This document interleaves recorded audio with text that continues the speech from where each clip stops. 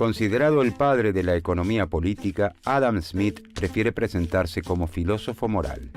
Nace en Kirkcaldy, un pequeño poblado de Escocia, en 1723. A los 36 años, gana cierto renombre con la publicación en 1759 de su obra sobre ética llamada Teoría de los Sentimientos Morales, donde enuncia que al ser humano no solo lo motiva el egoísmo, sino también una fuerza contraria y complementaria, un sentimiento a favor de los demás, que llama empatía. Estamos en los albores de la Revolución Industrial y la prosperidad que Smith descubre en Glasgow despierta su atención, que se concentrará en las prácticas mercantiles de sus vecinos para tratar de explicar como buen filósofo que es el nuevo mundo que lo rodea. Desde 1763, Adam Smith recorre durante 3 años Toulouse, Ginebra, París y Londres.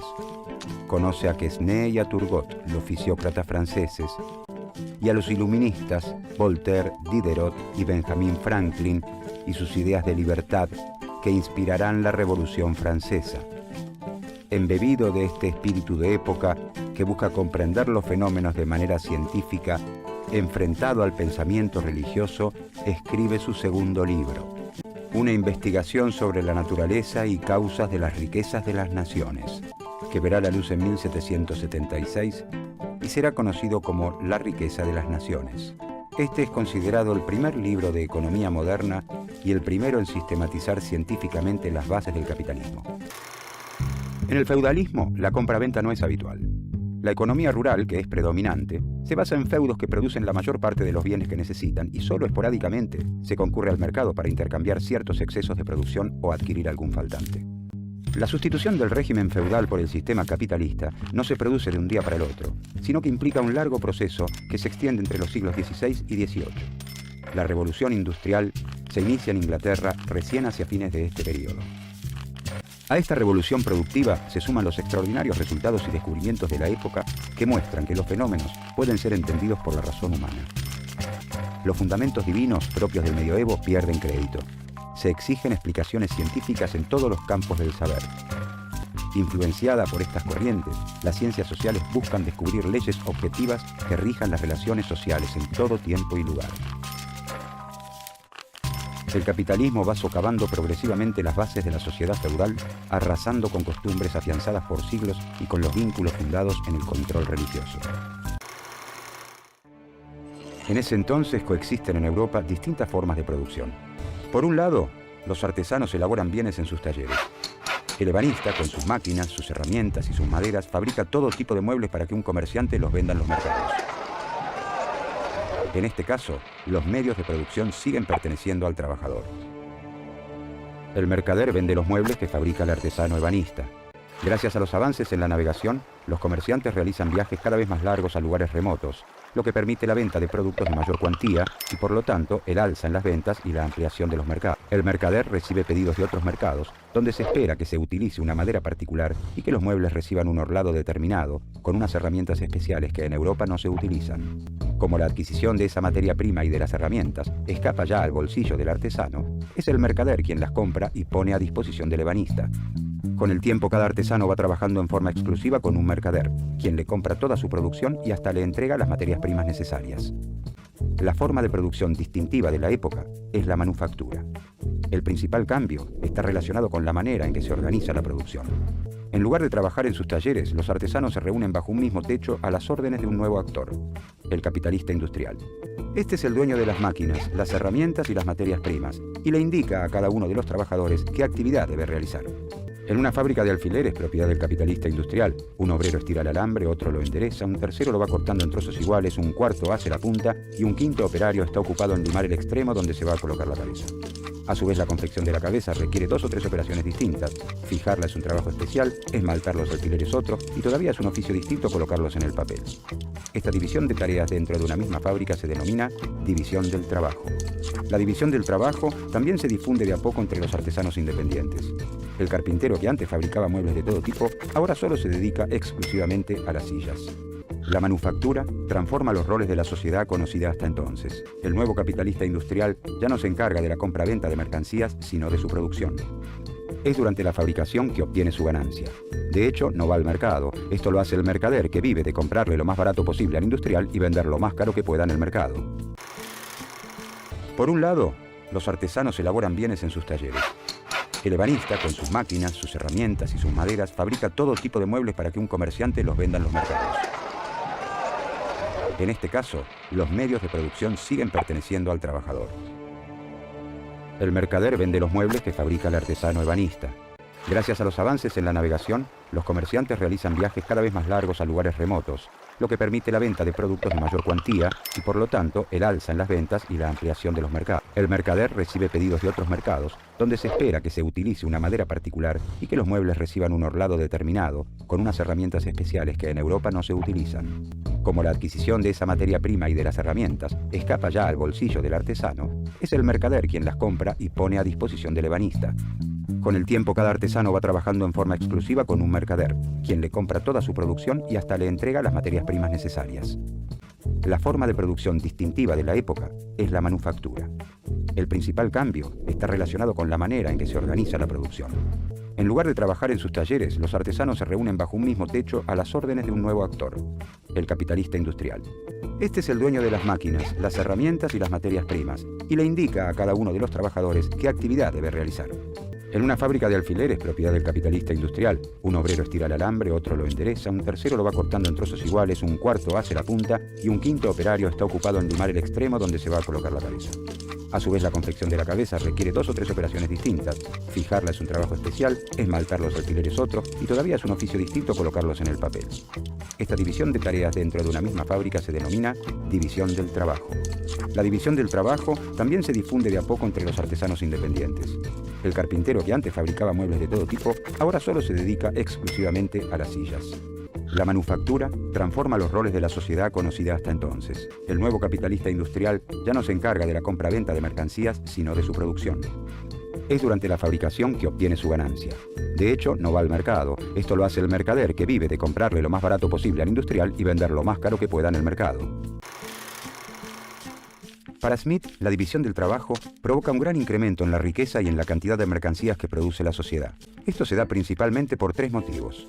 La especialización aumenta la habilidad del trabajador para hacer la actividad que le toca, existen menos tiempos muertos por pasar de una actividad a la otra, y se crean herramientas novedosas o mejoras a las existentes para concluir el trabajo más rápido o con menor fatiga. A diferencia de los fisiócratas, Smith considera más beneficiosas para la sociedad las actividades industriales que el trabajo de la tierra. En la agricultura no se admiten tantas subdivisiones por las características propias de la tarea. A lo largo del año, una misma persona tiene la oportunidad de arar, sembrar, cavar y recolectar. Smith procura demostrar que el capitalismo, a pesar de parecer caótico y falto de organización, está regido por un conjunto de leyes que garantizan el progreso económico y social y brinda el marco ideal para el desarrollo de las libertades individuales. El sistema tiene su lógica de funcionamiento, sus leyes económicas eternas, inmutables y objetivas como aquellas que rigen los movimientos de los cuerpos celestes. Smith cree que la fuente de toda riqueza es el trabajo de una nación. Pero no todo trabajo crea valor, sino que existe un trabajo productivo y uno improductivo. El primero es el realizado por los obreros, los comerciantes y los capitalistas industriales. El segundo involucra al resto de las actividades. El soberano con todos los funcionarios que le sirven, todo el ejército y la marina, sacerdotes, abogados, médicos, hombres de letras, cómicos, bufones, músicos, cantantes y danzantes de ópera. De esta forma, Smith deja bien claro que el fundamento del progreso de la sociedad es la producción industrial. Por lo tanto, para aumentar la riqueza de la sociedad, debe aumentar su trabajo productivo total. De acuerdo con Smith, el motor que propulsa este incremento se encuentra en un atributo propio de la especie humana. Los hombres y mujeres, les guste o no, tienen una tendencia a comprar y a vender. Es una característica del ser humano tan natural como beber, comer o copular. A esto denomina la propensión natural al cambio. En este sentido, en 1776, cuando se publica La riqueza de las naciones, es imposible no preguntarse ¿por qué, si la compra-venta de mercancías es innata, no aparece con anterioridad? Smith explica que la propensión al intercambio propia de nuestra naturaleza no puede manifestarse con anterioridad porque el tamaño del mercado no es suficiente. Cuando el mercado es muy pequeño, los individuos temen dedicarse por entero a una actividad, ya que existe la posibilidad de que luego no logren cambiar el sobrante de sus mercancías por esas otras que no producen y necesitan. A la manifestación plena de la propensión al cambio han venido a colaborar los notables descubrimientos en los sistemas de transporte fluvial que permiten a los comerciantes realizar largos viajes y llegar a nuevos mercados. Ya con grandes mercados, las personas se animan a dedicarse por completo a la elaboración de un producto. Están seguros de que podrán obtener, a cambio de sus mercancías, los bienes que necesitan y no producen. El sistema capitalista, o la sociedad civilizada en palabras de Smith, es la expresión más acabada de la naturaleza humana. Permite que nuestro instinto al cambio se manifieste en plenitud. No es la benevolencia del carnicero, del cervecero o del panadero la que nos procura el alimento, sino la consideración de su propio interés. No invocamos sus sentimientos humanitarios, sino su egoísmo. Ni les hablamos de nuestras necesidades, sino de sus ventajas. Smith nos dice que cuando los individuos responden a esta propensión natural al intercambio buscando su propio bienestar y en un sistema de libertad natural, son conducidos por una mano invisible que, sin proponérselo, saberlo o desearlo, promueve el crecimiento de la riqueza de la sociedad como un todo. Smith señala que las mercancías tienen dos valores, el valor de uso y el valor de cambio. El valor de uso deriva del hecho de que son útiles, pueden satisfacer alguna necesidad humana. La silla tiene valor de uso porque sirve para sentarse. El valor de uso de los zapatos está justificado porque sirven a las personas para abrigarse del frío, evitar lastimaduras y atraer las miradas de los demás. Una cáscara de nuez no tiene utilidad, por lo que carece de valor de uso. Las mercancías también tienen un valor de cambio o precio, es decir, a cuánto las adquirimos en el mercado. Smith sostiene que el valor de cambio no se determina por el valor de uso o la utilidad de las mercancías. ¿Quién determina cuán útil es un bien, dado que los gustos y necesidades son tan diferentes como los individuos? Si pudiéramos sopesarlo, diríamos que el valor de uso de un bife de chorizo es altísimo para un amante de la carne y nulo a la vista de un vegetariano. ¿De dónde surge entonces el precio? En la sociedad ruda y primitiva, es la cantidad de trabajo utilizada en la producción de las mercancías lo que rige el intercambio. Si para producir un par de zapatos se emplean 2 horas de trabajo y para terminar una silla se necesita solo una, entonces el zapatero exigirá al ebanista 2 sillas a cambio de un par de zapatos. Nos encontramos ante la ley del valor trabajo. En la sociedad capitalista, con el desconocimiento sobre los tiempos necesarios para la producción de los bienes fabricados por otros y la participación de los capitalistas y terratenientes, Smith considera que la ley del valor trabajo deja de operar. Abandona el camino recorrido hasta entonces y asegura que el precio ya no está determinado por el trabajo incorporado. En uno de sus aportes más importantes y originales, Smith enuncia las diferentes clases sociales que componen la sociedad moderna: los trabajadores, los capitalistas y los terratenientes. Cada clase es dueña de los 3 factores necesarios para la producción. El trabajador es dueño de la fuerza del trabajo y recibe como retribución un salario. El capitalista es dueño del capital y a cambio recibe un beneficio. Y finalmente el terrateniente, como dueño de una porción de tierra, recibe un ingreso generado por quienes la trabajan. Smith desarrolla entonces la teoría de los costos de producción y dice que el precio de una mercadería surge de sumar el salario, la ganancia y la renta que se paga a quienes están involucrados en el proceso productivo. En toda sociedad, según Smith, existe un nivel promedio de salarios, beneficios y renta. Dichos niveles son llamados niveles naturales. Cuando el precio de venta alcanza a pagar exactamente los salarios de los trabajadores, el beneficio del capitalista y la renta del terrateniente de acuerdo con sus niveles naturales, la mercancía se vende por lo que realmente vale. Este es el precio natural. Pero el precio al que efectivamente se vende la mercancía o precio de mercado puede ser igual, mayor o menor a este precio natural. Todo depende de las cantidades de mercancías ofrecidas y demandadas en el mercado. ¿De dónde surge el precio de mercado? La cantidad de una mercadería que se lleva al mercado constituye la oferta. La cantidad requerida por todos los que están dispuestos a pagar el precio natural de esa mercancía es la demanda.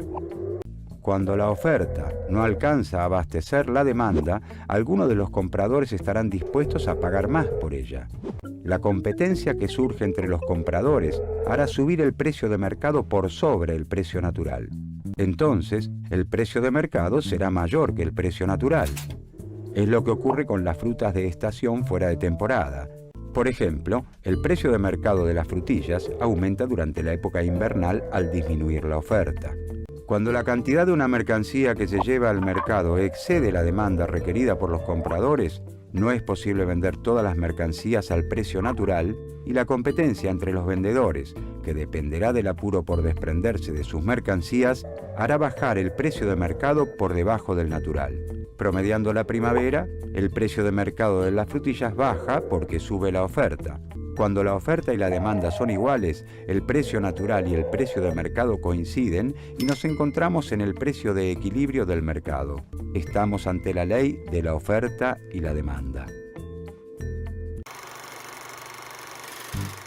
Smith reconoce que las consecuencias de la división del trabajo sobre el desarrollo intelectual y espiritual de los trabajadores son desastrosas. Como ellos realizan pocas actividades sencillas, su tarea es muy monótona. Esto entorpece al trabajador y lo incapacita para realizar otras actividades.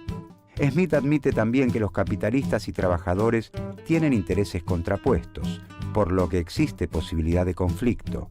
El trabajador quiere que su salario sea lo más alto posible, mientras que el patrón quiere pagar lo mínimo. Pero en esta negociación, trabajadores y capitalistas no se encuentran en igualdad de condiciones. Smith reconoce el poder de acuerdo con el que cuentan los capitalistas para mantener los salarios bajos y nota que el derecho protege a la clase burguesa.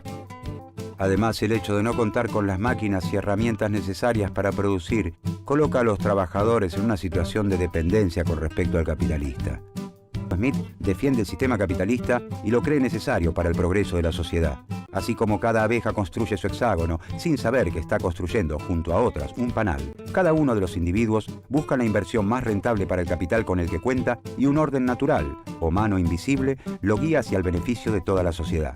Como el interés personal es la fuente del progreso económico y del bienestar general, los individuos deben poder tomar sus decisiones libremente.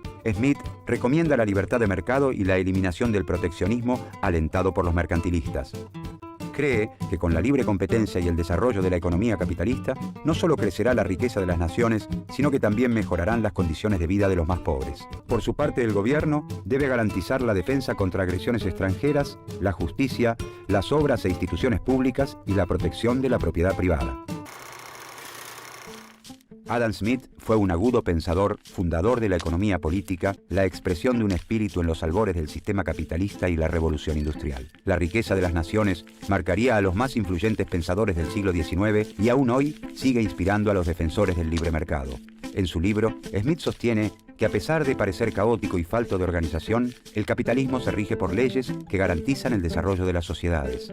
Y son esas leyes las que Smith, a través del método científico, busca describir.